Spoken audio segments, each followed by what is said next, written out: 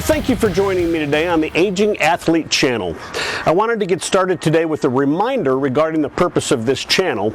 We have a very specific focus that will most likely take some intentional work, extra time, and probably some extra money, but I thoroughly believe the changes you make today will save you in the future. While my hope is that everyone can stay active throughout their entire lifetime, we are focused on answering one question. What does it take to give my body the best chance to physically perform at the highest level possible for as long as possible? Before we get into today's topic, I wanted to emphasize not only are we trying to give our body the best chance of performing for us, but our body is increasingly needing more time to recover from our activity. Now, one of my biggest challenges is after each time I compete, I'm aware of the things I need to work on. It takes all that I have to stop myself and give my body time to recover and rest. The first thing that I would typically do after competing is take a naproxen as prescribed by my doctor.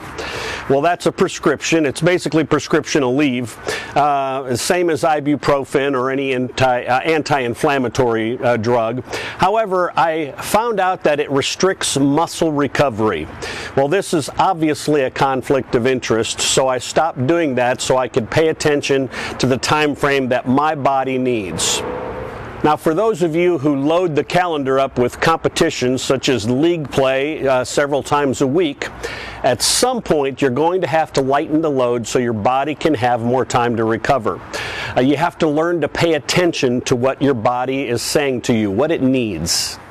Today's episode will be the last of what I consider to be foundational for laying the groundwork for a stronger, healthier body for future performance. Today we're talking about our physical history. We are going to break this down into our personal athletic history, your family genetics history, and your current medical history. So let's unpack these. How would you describe your athletic history? Were you the scrappy person who found themselves on the ground a lot? Were you the person who had the job of disrupting the competition by physical means? Did you enjoy playing the heavier, more intense contact sports? What sports-related injuries have you endured as a result of those? Most of these injuries will most likely come with some age-related consequences, such as arthritis. All arthritis is a chronic inflammation.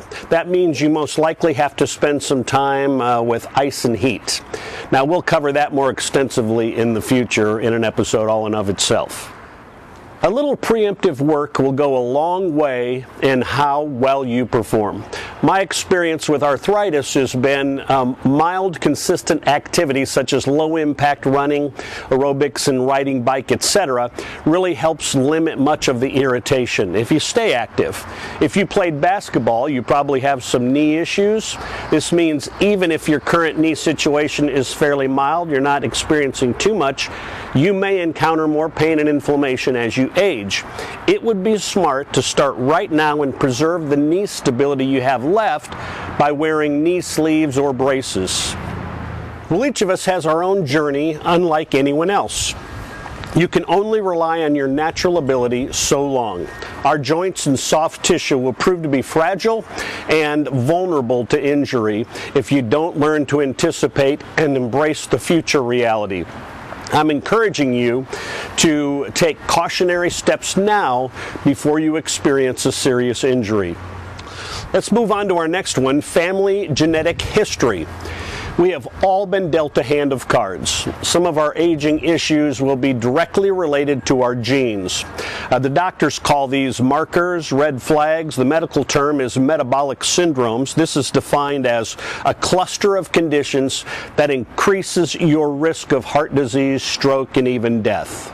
Things like bad cholesterol, high blood pressure, high blood sugar, etc. These things lead to life-changing conditions and can often be avoided by some intentional changes.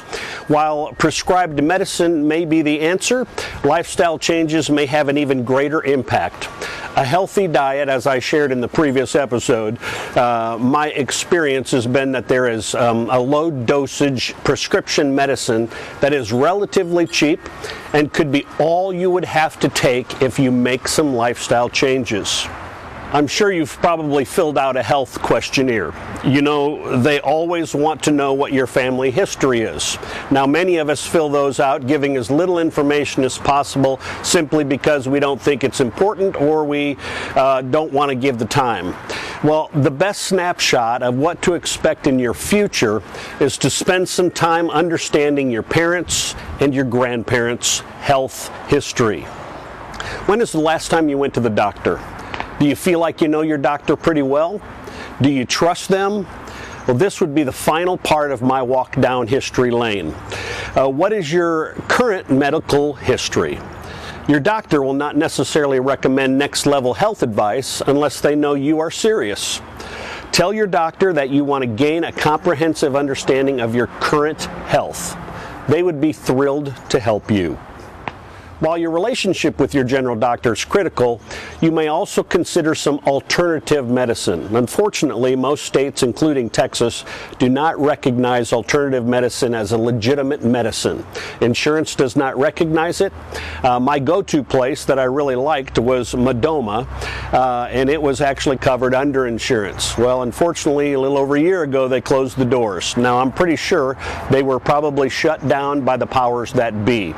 I will do a future episode on this, so that's all I'm going to say about that for now. Let me give you an example of what I would say for me was the most important discovery that I had in my own personal testing. I found out that my testosterone was considerably lower than it should be. A man's testosterone naturally decreases as they age. Well, for several years, I really didn't do anything about it because I didn't feel like I had any kind of man issues or anything performance-related issues. I felt fine. I felt fairly strong. I really thought I was okay. But I eventually started doing some research and realized that one of the most significant factors of low testosterone is poor muscle development and strength. Well, that got my attention as I've been working hard to increase and develop that. I finally decided to work with my doctor on getting my levels where they're supposed to be. I almost immediately noticed more strength and muscle development. I wished I had addressed this sooner. Well, I'll share an interesting story. So after taking it for a couple years, I had to go off it for a few weeks while I did some prostate testing, also part of the aging process. And during that time, I had an incident where I was working with somebody, and we had a little bit of a disagreement, and I really snapped at them. It was completely unnecessary. Well, needless to say, I got home and I told my wife about the incident, as I really didn't know what had come over me. At my follow-up doctor's appointment, my doctor asked me if I had been feeling cranky. He proceeded to tell me that a common issue with low testosterone is we get irritable and cranky. I couldn't get back on it fast enough. I discovered what I felt like was really my issue in that incident. Well, testosterone is foundational for every man. I am encouraging you today to be a history buff and get that checked out. One of the reasons I'm so passionate about these foundational pieces, your health, your diet, and your history, is because I am not one of the fortunate ones who is retired. I work every day. I still pursue my active passions as well. And so for me to spend time at the gym, I want to know that the time that I spend and the commitment is getting the greatest chance of building strength, muscle, and development. So I really work hard to maximize my time that I spend at the gym, and that is one of the things I want to encourage you to make sure you check out. So I really want you to be a history buff. I'll share the link for this t-shirt if you're interested in the description of this video. It does come with sleeves. Well, thanks for joining me today. Just a reminder, don't forget to subscribe to the channel, and if you know people who can benefit, then please share it on your social media platform. Have a fantastic week, and God bless.